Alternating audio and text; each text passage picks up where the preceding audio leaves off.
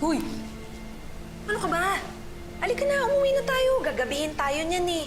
Alam mo, mag-focus na lang tayo sa pagtuturo kaysa naman magmukmuk tayo sa pagkamatay ni Kuya. Tsaka, lungkot lang yan. Makawala din yan. Palagay ko hindi lang to lungkot, Rita. Sabi dun sa nabasa kong libro, depression daw. Hindi daw yung basta nawawala. Madalas, lumalala. Rita, ayoko nang mabuhay.